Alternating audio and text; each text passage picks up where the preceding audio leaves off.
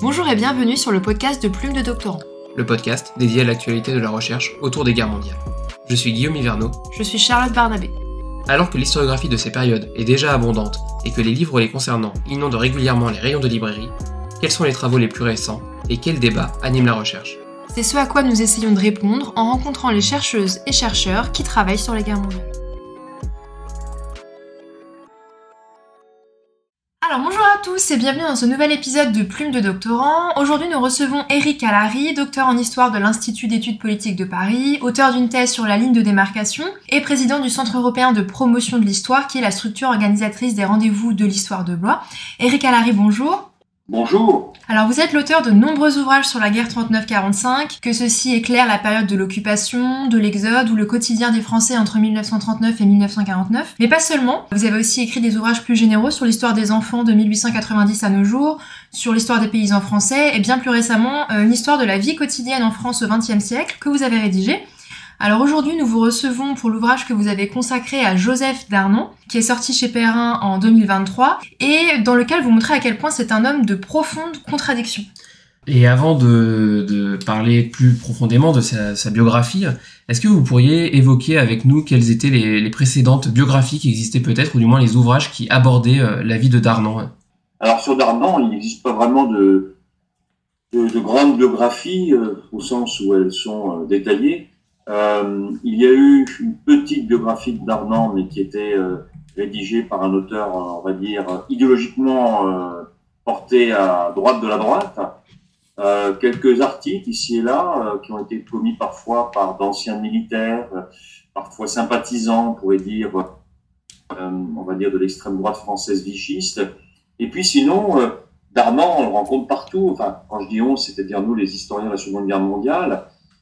Bien sûr, celui qui beaucoup parlé, c'est celui qui est l'auteur de l'histoire de la milice, Jacques Desperriers de Baillac, qui évidemment avait fait commis cette colossale histoire de la milice, avec des sources qu'on ne peut pas forcément lire aujourd'hui, en tout cas dont on ne peut pas lire forcément les originaux, hélas, mais dont on peut lire ici et là dans les archives de la police, etc. Et Desperriers de Baillac avait déjà évidemment beaucoup travaillé sur le personnage de Darnan au milieu de toute une cohorte d'autres personnages comme Bassompierre, Boutelan et d'autres encore. Jean-Pierre Azéma aussi avait écrit un article du XXe siècle, il y a quelques années, des années 1990, et qui faisait assez bien le point sur l'histoire de la milice, mais à travers cette histoire de la milice, il y avait un portrait en creux et moi c'est vrai, à travers le parcours de Darnan, ça nous permet d'observer l'histoire de la France sous l'occupation, mais pas que, puisque on s'occupe évidemment, on va en parler j'imagine, de Darnan depuis sa naissance. Et en fait, ça me permet surtout d'observer les évolutions de certains Français qui sont marqués par la Première Guerre mondiale, par l'entre-deux-guerres, par la profusion d'idées et de glissements idéologiques pendant. Donc c'est un parcours qui était tout à fait étonnant.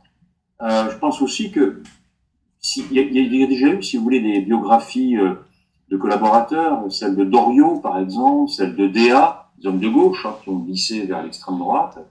Et finalement, Darnan, curieusement, n'avait pas été au cœur d'une biographie. Alors peut-être que c'est un sujet qui brûle les doigts, mais je pense que j'en ai parlé avec Pascal Horry, qui avait écrit Le Point Seul Histoire, qui avait écrit donc cet ouvrage sur les collaborateurs, qui me disait que finalement c'est un personnage qui, de loin, ne fascine pas, et pourtant est un personnage qui devait être absolument traité. Et on m'a posé la question, pourquoi tu t'intéresses à Darnan ? Alors moi, c'était ma première biographie, réellement, et Darnan, moi, ce personnage me fascinait.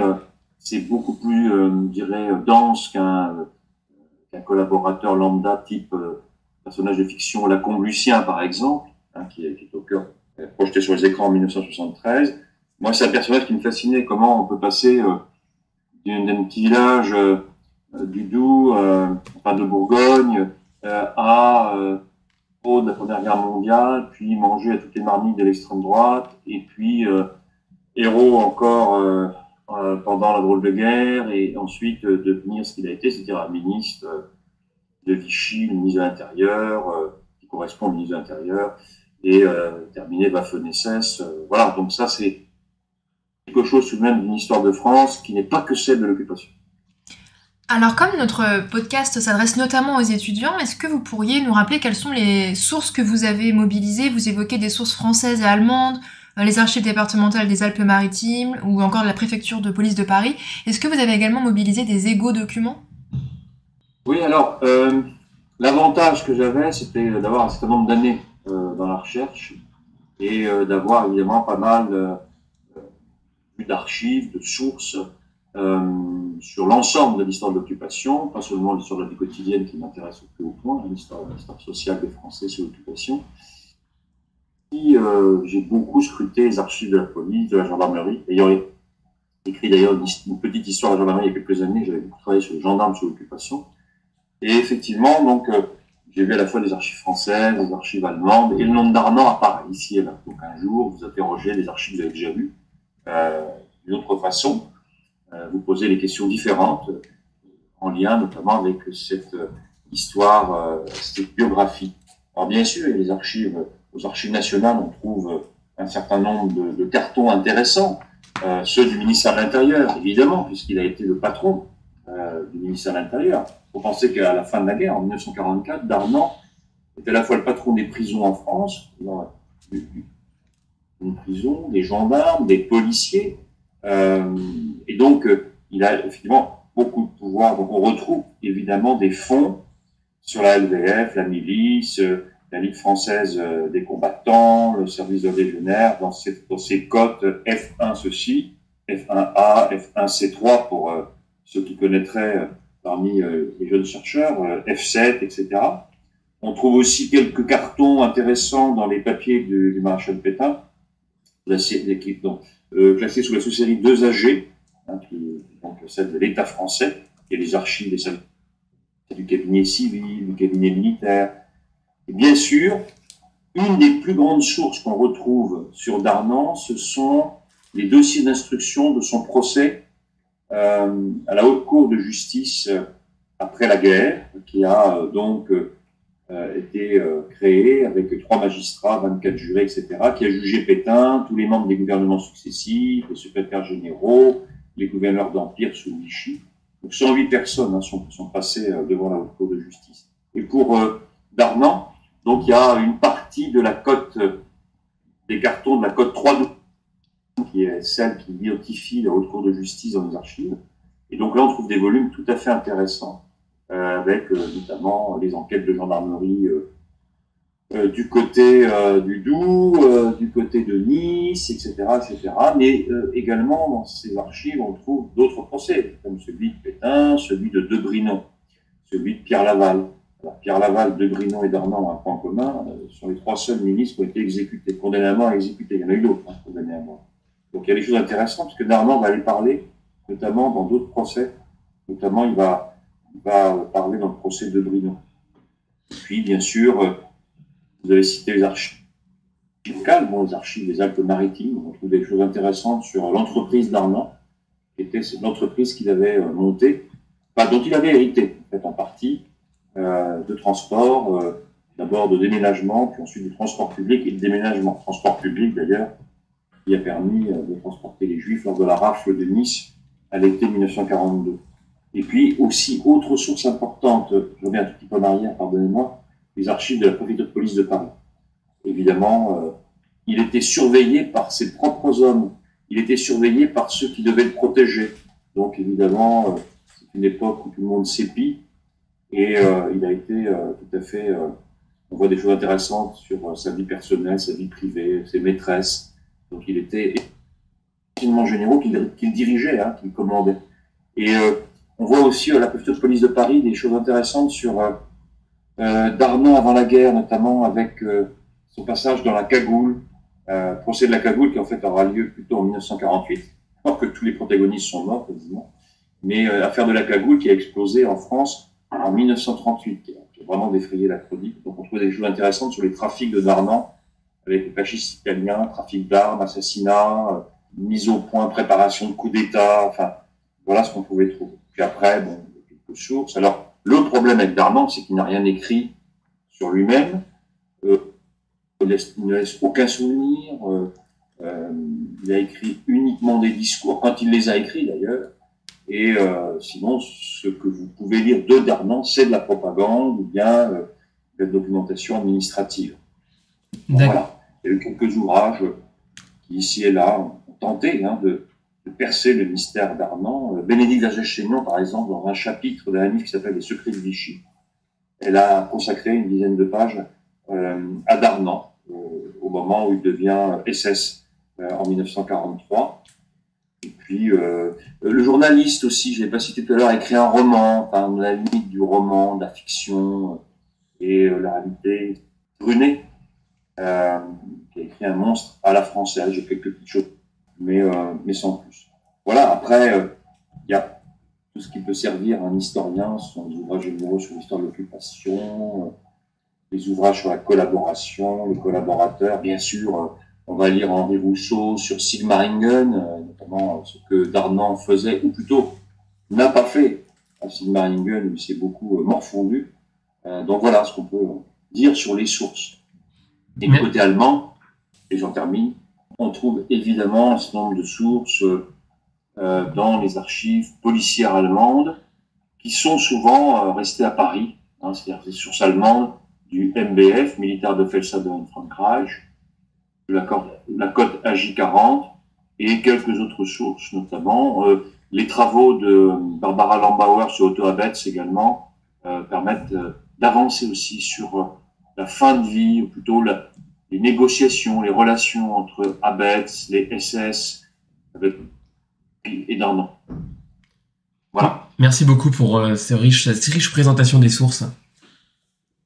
Alors, nous allons rentrer dans le vif du sujet. Donc, vous parlez du Darnan avant Darnan, je vous cite, comme d'un homme ordinaire. Alors, quelles sont ses origines familiales qui expliquent en partie sa trajectoire et bien sûr sa personnalité? Alors, je ne sais pas si ses origines expliquent sa trajectoire, mais quelque part, on ne peut pas faire de psychanalyse, mais quelque part, il y a quelques chocs pendant sa jeunesse, avant même la Première Guerre mondiale.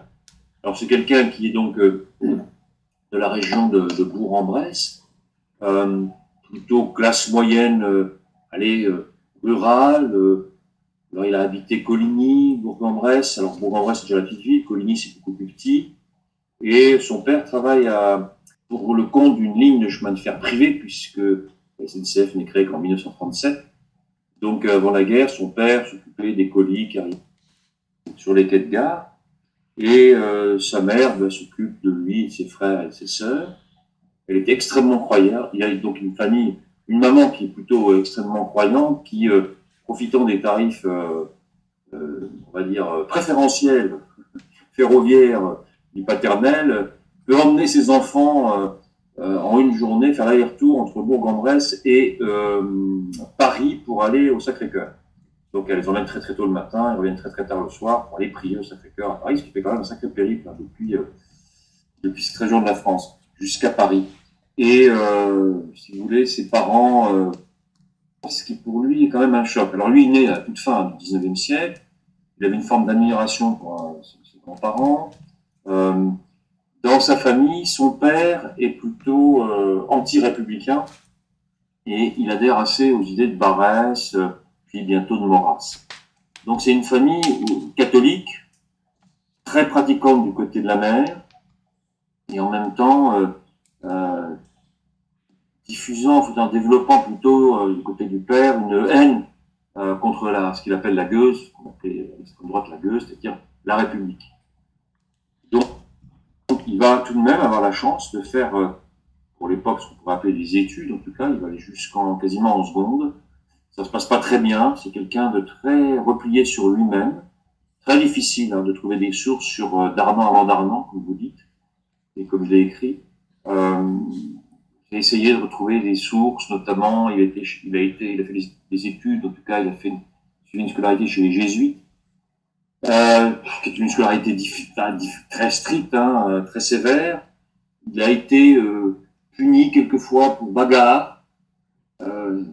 Les quelques rares témoignages que l'on a, ce sont les témoignages de l'une de ses sœurs qui va pour le procès en 1945, pour le procès qui va le conduire à la peine de mort en octobre 45, mais pour le procès, une de ses sœurs qui répondra à la gendarmerie locale, donc à la fin de la guerre, où le gendarme lui demande de parler du frangin, enfin, du frère Joseph Darmon.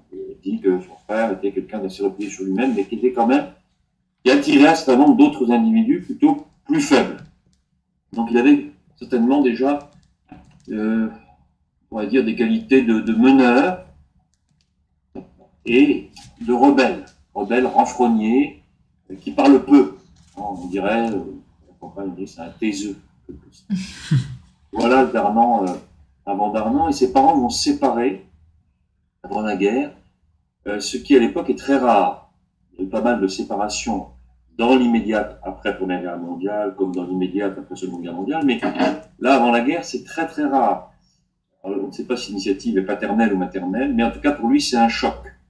Et il livrait lui-même, il est obligé d'abréger son lycée, et il va chercher immédiatement du travail manuel, dans la boulangerie, dans le bûcheronnage, et puis dans l'ébénisterie. Voilà, on peut dire. D'accord. Et donc c'est un rebelle, comme vous l'avez dit, qui s'engage pendant la Grande Guerre en 1916, qui s'illustre d'ailleurs sur le front de Champagne en 1918. Pourriez-vous revenir sur la manière dont son expérience de la Première Guerre mondiale accroît finalement ses frustrations au regard des grandes ambitions personnelles qu'il nourrit très vite? Oui, alors, la question est tout à fait pertinente. Ça pose beaucoup quand on écrit sur Darnan, surtout quand on écrit sur le Darnan. Effectivement, le choc de séparation des parents. Il y a un deuxième choc qui est celui de ne pas être engagé tout de suite dans le combat, dans la guerre, parce qu'il est trop jeune. Bon, pour autant, en 1916, il entre dans l'armée. Très très vite, il est repéré comme un meneur d'hommes et surtout un casse-cou de première. Jusqu'au boutiste. Alors parfois les officiers aiment guère les jusqu'au boutistes qui peuvent désobéir aux ordres, mais tout de même il est assez obéissant. Donc il apparaît comme un patriote assez indomptable, mais tout de même un certain nombre d'officiers parviennent à l'encadrer, à le cadrer en quelque sorte. Il admire un certain nombre d'officiers. Et très rapidement, des opérations commando vont lui être confiées. Certains l'ont présenté comme un nettoyeur de tranchées. Il va le faire à la fin de la guerre, ça c'est vrai. Mais il va le faire pour aller notamment voler en 1918, au mois de juillet 1918, il va aller voler des plans absolument essentiels dans les tranchées, sur la montagne de Reims, comme on dit, et sont des plans, pour résumer, qui sont ceux d'une contre-attaque prévue par Ludendorff, une contre-attaque qui normalement aurait pu et aurait dû, du point de vue allemand, freiner, permettre une contre-offensive, peut-être décisive. Il ne faut pas oublier qu'en février 1918, la France est au bord de, la France et l'Angleterre, et surtout la France est au bord de perdre la guerre. Les Américains sont enfin opérationnels, bien qu'étant arrivés l'année précédente, et finalement, à l'été 1918, rien n'est joué. Et Darnan parvient à faire plusieurs prisonniers allemands, avec quelques hommes seulement, à nettoyer les tranchées, c'est-à-dire à en tuer un certain nombre, et à ramener des plans qui vont permettre à l'armée française, allemande, alors que les troupes allemandes pensaient passer comme dans du beurre. Donc, pour cela, il va être décoré, il va recevoir de nombreuses décorations militaires, et il recevra, à la fin de la guerre, il va recevoir la Légion d'honneur des mains de Maréchal Pétain, qu'il admire, qu'il va admirer de plus en plus dans l'entre-deux-guerres et jusqu'à la fin de sa vie. Et donc, parcours exemplaire, il est nommé, même à un moment, grand maréchal française, et même Poincaré parle de Darnan comme d'un artisan de la victoire. Or, seuls 3 hommes ont eu le droit à cette, je dirais, à cette appellation d'artisan de la victoire, 2 généraux et lui-même. Donc, le seul sous-officier à avoir ce titre d'artisan de la victoire, ce qui évidemment pour lui est une reconnaissance absolue, extraordinaire.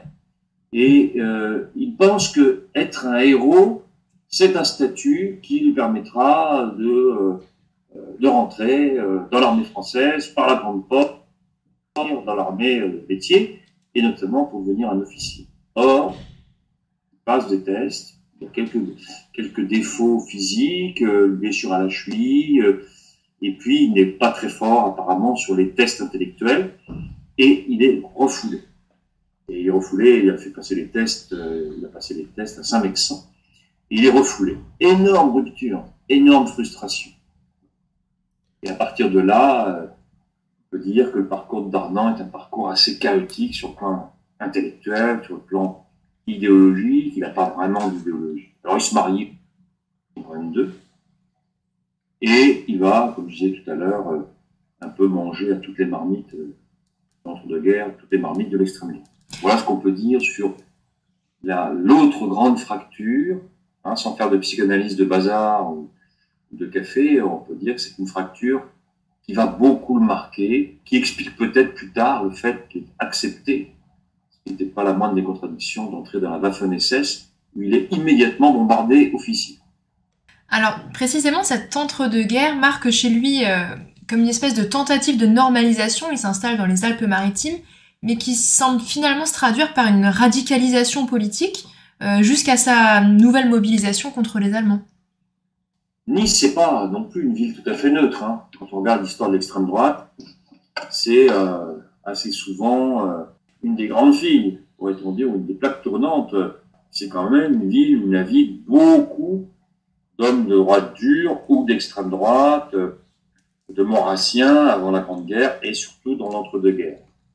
Nice, c'est une population importante, c'est une population, il y a beaucoup d'anciens combattants, il va rencontrer aussi, il va s'installer, il va embaucher un certain nombre d'ouvriers, il va lutter contre certains de ses ouvriers, mais il les respectera parce que ce sont des ouvriers de gauche, et notamment en 1936, il aura à s'opposer à l'un de son bras droit en quelque sorte, mais pas un respect pour son courage, il ne va pas le licencier, et en même temps, le soir, il ne s'occupe pas du tout de sa femme, bon, il aura un enfant, ils vont perdre un enfant, puis il aura un autre enfant, qui d'ailleurs montera la garde dans la milice Sigmaringen beaucoup plus tard, et il ne s'occupe pas de sa famille en fait, il s'ennuie beaucoup, il a besoin d'action. Il a besoin d'action, il est frustré, mais bon, au café, le soir, il rencontre des officiers qui sont plus intelligents que lui, plus instruits, mais lui, il a l'intelligence d'assimiler tout ce qu'il entend. Et notamment, il se lie d'amitié avec un officier de la Grande Guerre qui s'appelle Agnelli, vraiment une forte amitié. Lui, il va rencontrer les gens de l'Action française, à Lyon, à Nice, il reçoit la Légion d'honneur. Alors en 1927, il avait reçu beaucoup de décorations avant, et en 1927, donc il reçoit la Légion d'honneur, elle lui a été promise en 1918, mais il la reçoit en 1927. L'Action française va instrumentaliser cette remise à la Légion d'honneur dans les pages du journal de l'Action française, donc il est complètement héroïsé. Et donc, avant l'Action française, première marmite de l'extrême droite dans laquelle il va se jeter, l'accueil, si vous voulez, en héros. Et ça le nourrit quelque part. Je suis un héros, et là, au moins cette partie de la France me considère comme un héros, alors que l'autre partie de la France, et la majorité des Français, se moquent totalement de nous. Il y a beaucoup de poilus qui ont souffert de cette forme d'indifférence, ce qu'ils ont ressenti comme une forme d'indifférence dans l'entre-deux-guerres. Donc il va rester quelque temps à l'Action française, puis très très vite être en discordance avec notamment Maurras. Il va même être convoqué à Paris,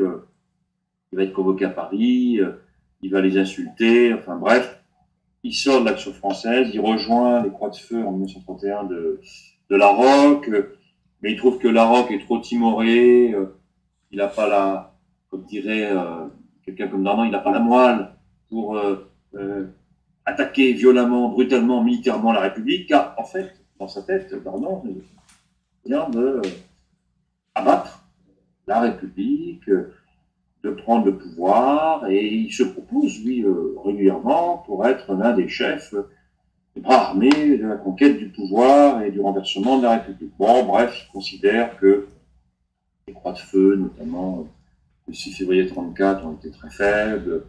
Donc il va aller vers le Parti populaire français en 1936, au moment où le Front populaire arrive au pouvoir. Donc là, le PPF, c'est idéologiquement encore un cran au-dessus, une forme d'admiration d'une partie des idées antisémites, du nazisme, etc. Ils évoquent la lettre juive. Et puis, progressivement, il va se retrouver dans une dissidence, notamment une partie des gens de l'Action française qui vont s'écarter de l'Action française, se retrouver dans la cagoule avec des militaires, des officiers, des sous-officiers de la Première Guerre mondiale. Et donc, en 1938, il appartient à la cagoule, qui est une organisation terroriste. Hein. Donc, ils sont des dissidents de l'Action française. Et en même temps, on apprend dans les archives que Darnan, archives de la préfecture de police de Paris, mais surtout les archives du ministère de la Justice, Darnan trafique. Il utilise ses camions, puisqu'il est patron d'entreprise de transport à Nice, il utilise ses camions pour donc aller chercher des armes en Italie, pour échanger avec les fascistes italiens. Et on sait qu'il est certainement à l'origine de plusieurs meurtres, notamment de certains membres de l'Action française qui se sont réfugiés en Italie, qui sont menacés. On peut dire que Darnan fait partie d'une sorte de mafia, en quelque sorte, de l'extrême droite, mafia, groupe terroriste, trafiquant d'armes. Et en même temps, il essaie de montrer, je dirais, une figure tout à fait respectable dans la ville de Nice, où il va fréquenter le bâtonnier des avocats de Nice, qui le soutiendra d'ailleurs dans la guerre, dans une partie de la guerre, une partie des élites niçoises qui d'ailleurs, après la Seconde Guerre mondiale, apporteront de l'argent et de l'aide aux familles des miliciens qui sont réfugiés à Milan ou autour de Milan dans des villas secondaires qui étaient possédées par les élites niçoises, une partie des élites niçoises. Donc voilà l'entre-deux-guerres. Hein. Et il essaye d'assouvir son envie de revanche sur une opinion publique indifférente, envie de détruire la République, envie d'action en quelque sorte. Il est toujours, on ne l'a pas dit, mais très germanophobe, ce qui, on comprendra, peut constituer une sorte de contradiction ensuite, parce qu'il viendra de la FNSS pendant la Seconde Guerre mondiale. Donc il est très germanophobe, c'est un patriote, intransigeant, indomptable. C'est quelqu'un qu'il ne faut pas considérer comme quelqu'un d'idiot.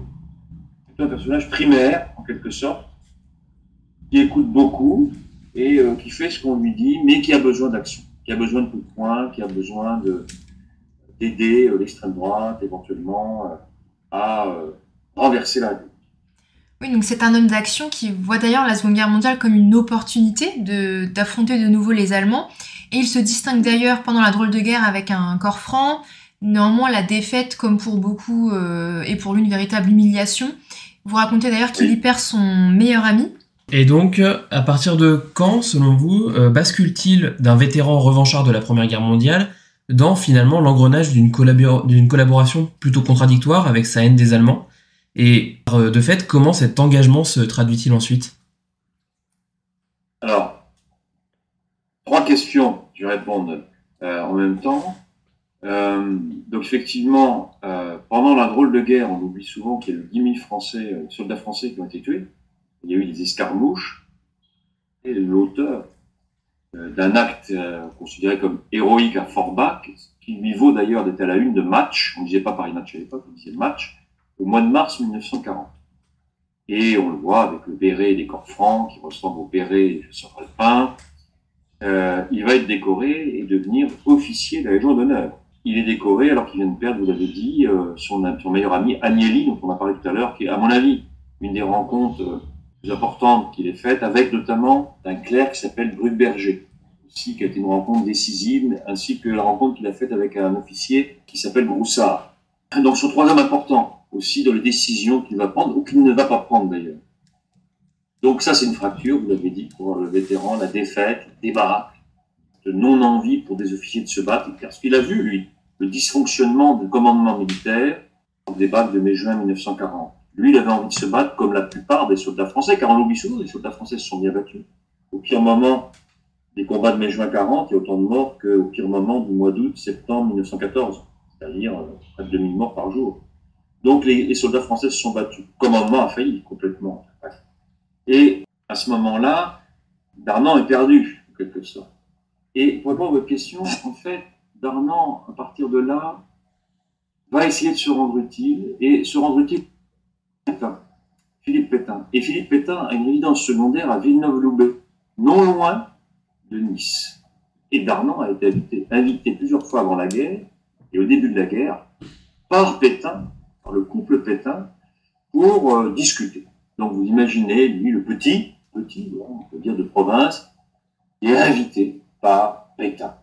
Il y a une admiration sans borne pour Pétain, et il va donc concevoir une sorte de micro-armée, la LFC, la Ligue française des combattants, qui réunit des anciens combattants prêts à se battre, quand Pétain leur demandera de se battre, prêts à se battre pour Pétain. Mais de quel combat parle-t-on?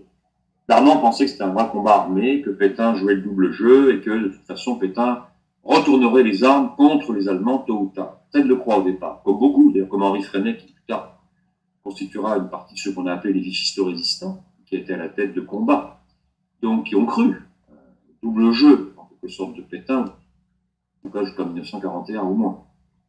Alors, Darnan, à ce moment-là, il est un peu perdu, et bon, voilà, mais aussi il se rend compte que les gens qui sont avec lui, les milliers de personnes, les Alpes-Maritimes, puis une grande partie de la zone non occupée, les personnes qui le suivent, parce que c'est un homme charismatique, et donc il va les suivre, ils vont suivre donc Darnan dans la LFC, et Darnan pense que ces gens-là sont prêts à se battre avec leurs mains, avec des armes, etc. Ce qui n'est pas le cas du tout, en fait.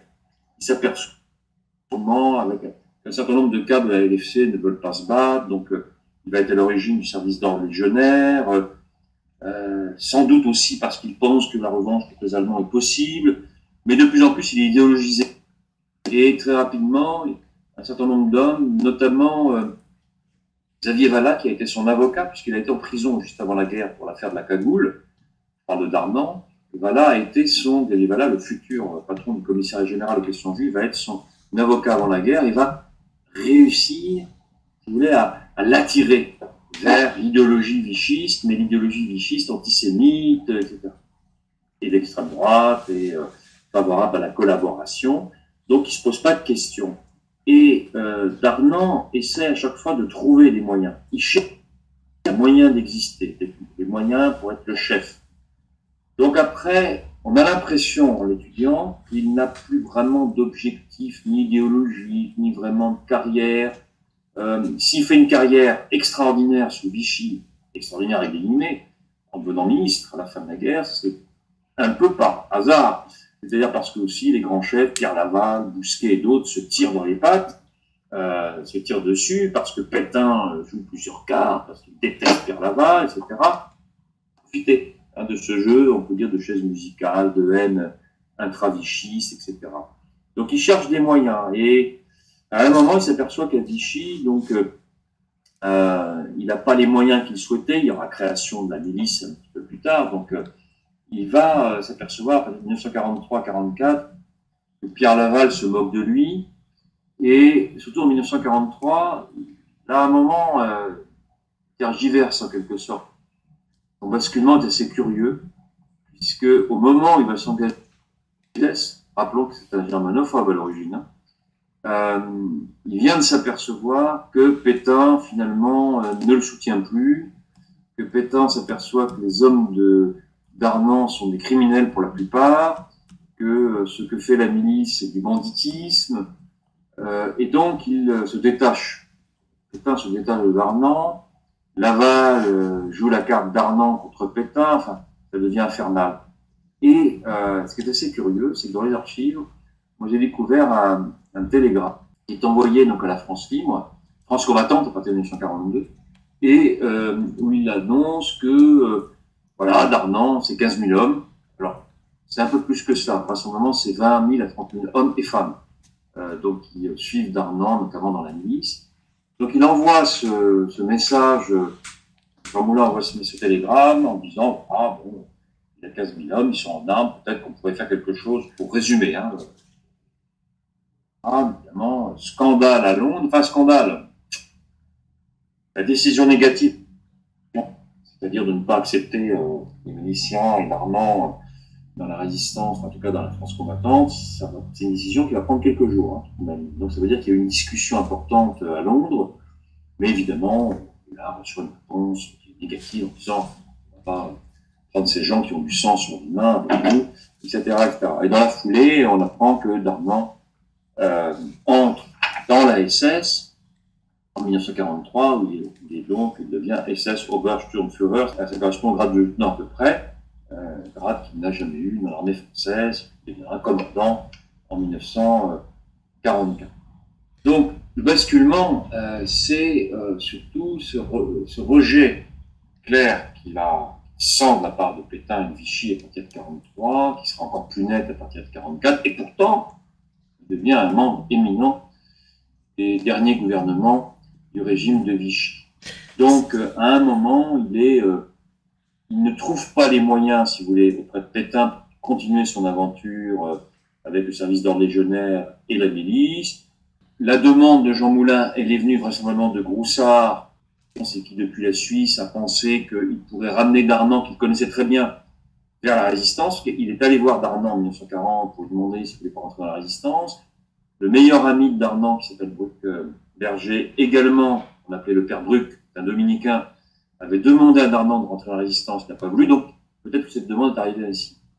Vous voyez, pas de moyens de la part de Vichy, il ne trouve plus les moyens du côté de Vichy, il ne trouve pas les moyens du côté de la résistance, il va du côté des Allemands, et les Allemands vont lui donner des moyens, et ils vont lui donner de l'importance. Et dans cette importance, vous l'avez évoqué, il y a la responsabilité vis-à-vis de la milice. Quelle est la responsabilité de Darnan dans les crimes que l'on connaît de la milice, notamment à l'encontre de la résistance? Darnan, c'est assez malin. Alors, autant, si on prend l'assassinat des deux ministres du Front populaire, Jean Zay et Mandel. Jean Zay est assassiné le 20 juin 1944 par la milice et Mandel le 7 juillet 1944. Le nom de Darnan, il apparaît nulle part. C'est comme s'il y avait des écrans, en quelque sorte. Curieux, lorsqu'il apprend ces assassinats, en tout cas, c'est ce que disent les archives, mais quelque part, il n'a rien fait. Quand il sait, par exemple, que Mandel a été capturé, qu'il a été livré à la milice alors qu'il était déporté en Allemagne, il ne fait rien pour empêcher un certain nombre de chefs locaux de la milice de le torturer et d'exécuter. Donc il sait que ceux qui détiennent, notamment Mandel, sont des criminels, mais il n'a rien fait pour les freiner. Et quelque part, c'est plus tellement son problème à ce moment-là. Il a fait mine d'être en colère, parce que Pierre Laval et Pétain, à ce moment-là, se disent, mais c'est contre-productif. On est en train d'assassiner l'ancien ministre du Front populaire, on va avoir une opinion se retourner contre nous. Rappelons que l'opinion française s'est déjà retournée contre Vichy depuis au moins, comme l'a montré Pierre Laborie, le second semestre 41. Peu importe, on vit un monde complètement irréel à l'époque, ils vivent dans un monde totalement irréel et illusoire, mais qui tue. Et les assassinats, c'est aussi l'assaut des Glières, le 26 mars 1944, c'est le Vercors, c'est Bassu en Vercors. Et là, Darnan, son nom apparaît partout, dans les Glières, au nord-est d'Annecy. Il veut prouver Darnan son autorité, qu'il est entre les mains dans les griffes allemandes, les griffes de la SS. Il essaye de montrer qu'il est le chef, qu'il a une autorité. Il veut montrer qu'il a une force de persuasion aux nazis, notamment en s'attaquant au maquisard des Glières. Et en fait, cette attaque va le rendre encore plus impopulaire aux yeux des Français. Ce qui d'ailleurs rendra impossible la commutation de sa peine de mort en peine de prison à vie par le général de Gaulle, haït France avec Pierre Laval à l'issue de la guerre.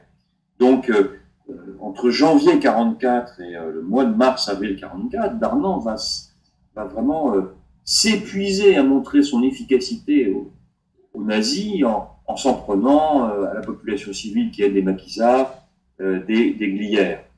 Donc, il y a ça. Alors, il y a aussi tous ceux qui ont commis des assassinats, par exemple, l'assassinat le 10 janvier 1944, je remonte un peu en arrière dans la chronologie, mais où il assassine cet agrégé d'Allemand qui s'appelle Victor Bach, avec son...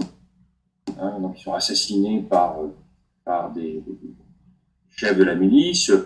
Bon, évidemment, ils ne s'en offusquent pas plus que cela, dès lors que les individus sont juifs, dès lors qu'ils sont soupçonnés de résistance, dès lors qu'ils sont soupçonnés d'être communistes.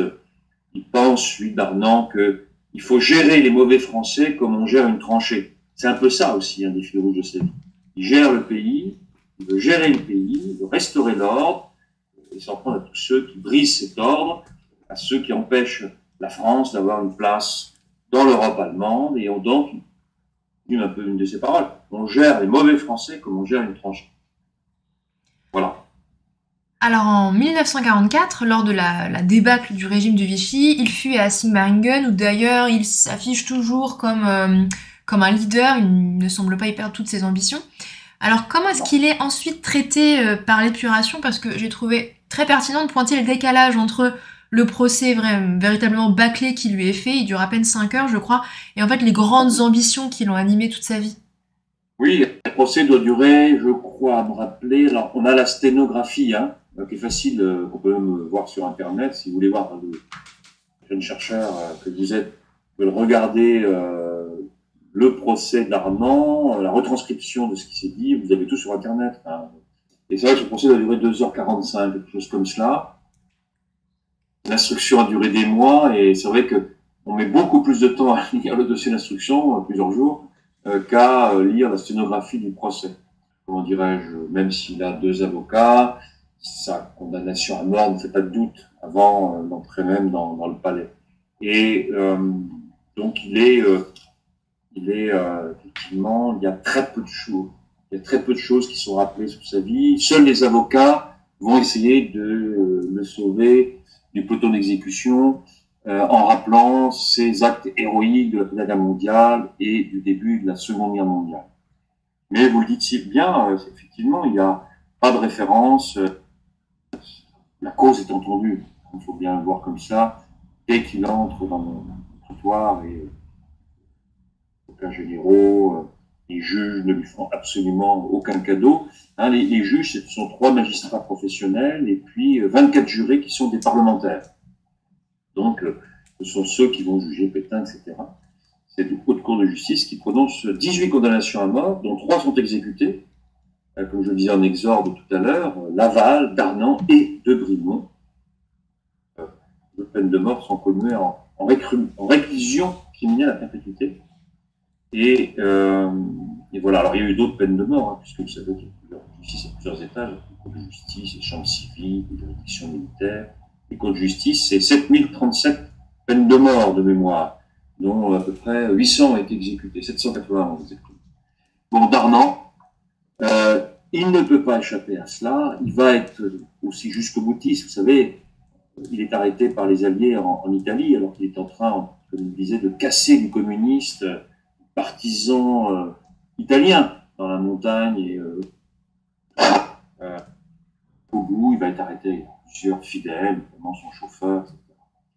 Donc, son épouse, son fils vont réussir, avec pas mal de familles de miliciens, à se réfugier en Italie, aidés par un certain nombre de couvents, vraisemblablement franciscains, dominicains, et puis aidés, comme je disais tout à l'heure, par des familles françaises qui vivaient dans les Alpes-Maritimes. Voilà. Mais bon, si vous voulez, ce procès, c'est celui d'un homme qui est allé très loin, qui a trahi le pays. Et je pense aussi que les juges et les Français, alors bien sûr, la presse communiste s'en prend très violemment, effectivement, Darnand, pendant ces années-là, 44-45. Ce qui lui est reproché, c'est justement d'avoir été un héros qui a trahi ses idéaux, en quelque sorte, et qui a tué d'autres Français, qui s'en est pris à d'autres Français et à des innocents. Et à la fin de la guerre, les miliciens et Darnand s'en prenaient même aux gendarmes. Il est allé jusqu'au bout, jusqu'à Sigmaringen. Il est même allé quémander en Allemagne la direction de la division SS française Charlemagne. Il a été humilié à cette occasion. Donc voilà, il a essayé de sauver ce qu'il a pu sauver, notamment des miliciens qui ne seront pas intégrés à la SS et qui vont mourir sous les bombardements en étant travailleurs de force dans les usines allemandes. Tout ça va effectivement peser très très lourd dans le dossier d'Arnand. C'est extrêmement intéressant, c'est finalement une histoire qui permet d'approcher au plus près l'histoire d'un peuple, de ses contradictions entre 40 et 45, et celle des Français qui sont nés au tournant du 19e, 20e siècle, qui ont été traumatisés par les 2 guerres mondiales. Peut-être une dernière question, un peu sur la mémoire, parce que donc l'image de Darnand, ce serait l'image pour les Français, vous l'avez évoqué, notamment après la guerre, c'est l'image du mal absolu. Est-ce que ce constat, il est unanime, notamment, je pense, aux différents mouvements d'extrême droite? Voilà. Pouvez-vous nous en dire un peu plus sur son image, sur la mémoire de Joseph Darnan aujourd'hui? Alors, Darnan n'est pas cité, si vous voulez, dans un certain nombre de discours, mais ce que Darnan a porté est porté aujourd'hui par des gens, de personnes de l'extrême droite. Il y en a même qui pensent, qui ont dit que Pétain, en balançant en 30 secondes ce qu'on appelle des coups de poing médiatiques, en 30 secondes que Pétain a sauvé les Juifs, etc., etc. Évidemment, nous, il nous faut les historiens un peu plus que 30 secondes pour le dire. Il nous faut du temps. Le temps médiatique n'est pas celui des historiens. Et pourtant, on a besoin de médias aussi qui nous laissent du temps pour approfondir, expliquer aux gens que c'est beaucoup plus compliqué que ça, que c'est faux. Darnan, tout de même, il a eu des fidèles qui sont venus se recueillir sur sa tombe jusqu'au début des années 1980. Ils sont on voit dans les archives des renseignements généraux, la préfecture de police de Paris, on voit que chaque année, un policier DRG, faisait son rapport sur la commémoration de la mort de Darnan, donc chaque mois d'octobre, puisqu'il a été condamné à mort et exécuté au début du mois d'octobre 1945, et donc il y avait une messe qui était dite dans une des églises de Paris, plusieurs églises de Paris d'ailleurs, et donc il se rendit ensuite sur sa tombe. Alors le groupe s'amenuise d'année en année, les premières commémorations datent du début des années 1950, à ma connaissance, et s'achève là au tout début des années 1980, où la France est en train de regarder son passé qui ne passe pas. Rappelez-vous, on est aussi juste après le rapport Touvier qui dit que voilà, bon, il faut pas, le rapport Touvier, puis ensuite toutes les autres affaires qui ont lieu en France, qui ont été connues, les découvertes de Bousquet qui est toujours bien vivant, etc. Donc, Darnan a été célébré pendant très longtemps. Mais aujourd'hui, un certain nombre de soldats pensent que Darnan était un grand soldat. Ils tiennent sur tout cela, en disant qu'après tout, il a été victime d'un contexte pendant la guerre. Et ça, évidemment, c'est très dangereux comme discours. Il faut aussi penser à une chose, nous qui sommes plus jeunes, vous encore plus jeunes que moi, cette notion de frère d'armes. Quand l'avocat de Darnan demande à De Gaulle la grâce, Darnan dit « Moi, je veux pas la grâce pour moi, je veux la grâce pour mes hommes. » Et De Gaulle répond à l'avocat, et répond à Darnan comme un frère d'armes. Alors certains diront De Gaulle, finalement, avait une forme d'excuse pour Darnan. Les anciens combattants de la Première Guerre mondiale sont des frères d'armes. C'est une notion qu'on a du mal à imaginer aujourd'hui, parce qu'il n'y a plus de service militaire, il n'y a plus de guerre pour les Français, et encore heureux. Mais si vous voulez, ça c'est très important. Donc il y a quand même des gens qui aujourd'hui sont pas des frères d'armes, mais qui pensent en France, dans l'armée, dans la société civile, que des gens comme Darnan ont finalement basculé du mauvais côté, mais que il faudrait quand même avant tout retenir son passé entre guillemets positif en nous négatif. Évidemment, c'est très dangereux comme discours, comme vous pouvez l'imaginer. En tout cas, pour contrer ces discours, on ne peut que recommander aux auditeurs de lire votre biographie qui est, je le répète encore une fois, mais vraiment très éclairante. Merci beaucoup, Éric Alary, pour cet entretien. Merci à vous. Nous vous remercions d'avoir écouté ce podcast réalisé par les doctorants en Seconde Guerre mondiale du laboratoire Istémé de l'Université de Caen. Si vous l'avez aimé, n'hésitez pas à partager. Nous vous retrouvons le mois prochain pour un prochain épisode.